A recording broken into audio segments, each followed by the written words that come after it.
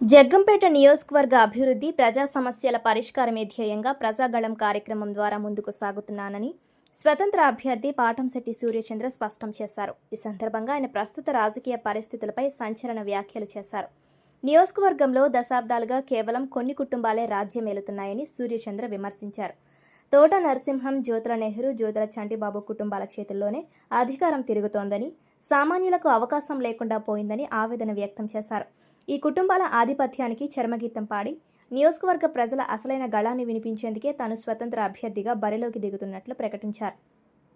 అక్రమ మట్టి తవ్వకాలపై తీవ్ర స్థాయిలో మండిపడ్డారు. దీని వెనుకున్న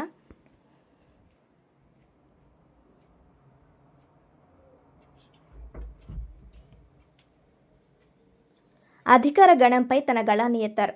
జాతీయ రహదారి విస్తరణ పనుల్లో ఎమ్మెల్యే జ్యోతుల నెహ్రూ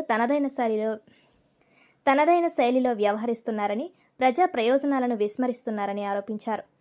ఎమ్మెల్యే జ్యోతుల నెహ్రూ కాకినాడ జిల్లా అధ్యక్షులు జ్యోతుల నవీన్ చేస్తున్న రాజకీయ కార్యకలాపాలను ప్రశ్నిస్తున్నందుకు తనను అడ్డుకునే ప్రయత్నం చేస్తున్నారని, కానీ అక్రమార్కులకు తానెప్పుడూ సింహస్వప్నంగా ఉంటానని హెచ్చరించారు.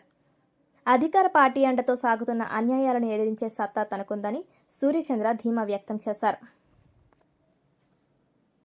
మట్టి కానీ, ఇసుక కానీ, గ్రావెల్ కానీ తరలించే ప్రతి దానికి కూడా ప్రభుత్వానికి సీనరేజ్ కట్టాలి.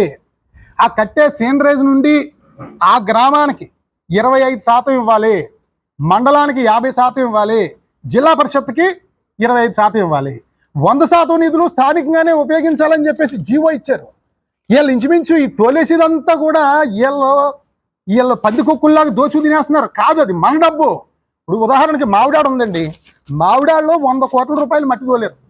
మావిడాడులో ఇరుపాక ఎమ్మెల్యే గారు పక్కూరు ఎవరో నవీన్ గారు, నెహ్రూ గారు 100 కోట్లు మట్టి తోలినప్పుడు దాంట్లో 25 కోట్ల రూపాయలు మావిడాడికి రావాలి పంచాయతీకి. 25 కోట్ల రూపాయలు మావిడాడు పంచాయతీకి వస్తే మావిడాడ డ్రైన్లు కానీ, అక్కడ మహిళలకు ఉపాధి కానీ, అక్కడ జిమ్ కానీ, లైబ్రరీ కానీ ఎంత డెవలప్ అవుతుందండి. ఒక గ్రామానికి 25 కోట్లు వస్తే 50 కోట్లు జగ్గంపేట మండలానికి రావాలి ఒక్క మావిడాడి నుంచి. 25 కోట్లు కాకినాడ జిల్లాకి వెళ్ళాలి.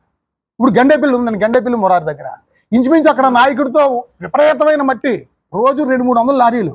అక్కడ గండేపల్లి మురారికి దగ్గర ఒక 50 కోట్ల రూపాయలు పంచాయతీ ఆదాయం వచ్చి ఉండాలి.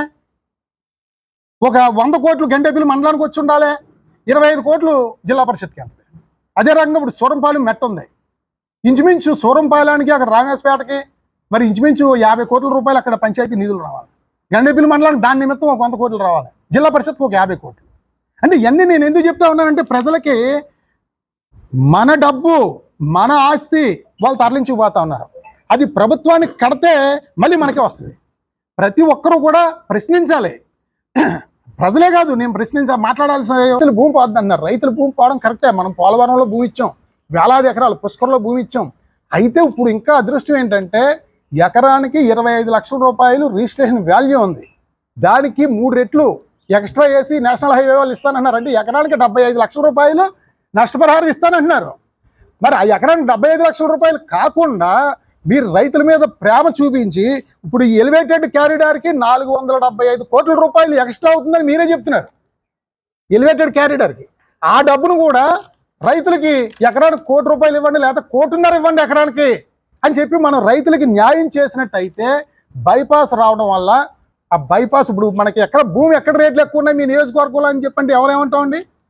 హైవే పక్కనే 1 కోటి రూపాయలు 2 కోట్లు ఉందండి. లోపలికి వెళ్ళి కొలితే 40-50 లక్షలు, 10 లక్షలు, 20 లక్షలు ఉందంట. మీరు మిమ్మల్ని బైపాస్ వేసేమని నేను అంటలేదు. బైపాస్ బెటరా, ఎలివేటెడ్ క్యారిడార్ బెటరా అనేది మీరు సమావేశాలు పెట్టండి. పెట్టి రైతులతోని, మీడియా మిత్రులతోని, మొత్తం మహిళలతోని, వ్యాపారస్తులతోని అందరితోని సమావేశాలు పెట్టండి. 1-2 సమావేశాలు కాదు, 4-5 సమావేశాలు పెట్టండి. పెట్టిన తర్వాత అందరూ ఏకాభిప్రాయానికి వచ్చిన తర్వాత ఏది మంచిదైతే అదే మీరు చేయండి ఎమ్మెల్యే గారు అని చెప్పేసి మేము కోరుతా ఉన్నాం. ఎందుకంటే ఇది భావితరాల భవిష్యత్తుకి చాలా నష్టం కలిగించే కార్యక్రమం. ఒక్కసారి ఎలివేటెడ్ ఫ్లైఓవర్కి అయిపోయిందంటే మళ్ళీ మార్చడానికి అవ్వదు. అది మొత్తం ఆ బ్రిడ్జ్ ఏమో కొట్టివాడు కొడతాడు, మిషన్లతో బాధలు కొట్టివాడు కాదు. ఇదంతా ఎంత డిస్టర్బ్. పక్కన ఆ పక్క 50 అడుగులు, ఈ పక్క 50 అడుగులు ఖాళీ అయిపోవడం, ఇదంతా అవసరమా? మనకు బైపాస్ బెటరా అంటే మీరు ఆలోచన చేయండి. నేను అది చేయండి, ఇది చేయండి అని చెప్పట్లేదు.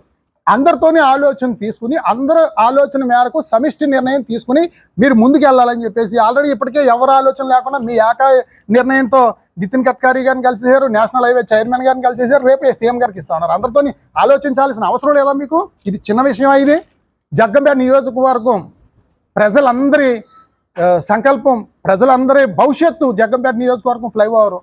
దయచేసి మీరు చెప్పినట్టే చేద్దాం, కానీ అందరితో ఆలోచన చేసి మీరు నిర్ణయం తీసుకోవాలని చెప్పేసి నేను కోరుకుంటూ, మీ పక్కన ఉన్న 4-5 కోసం మీరు ఆలోచించొద్దు.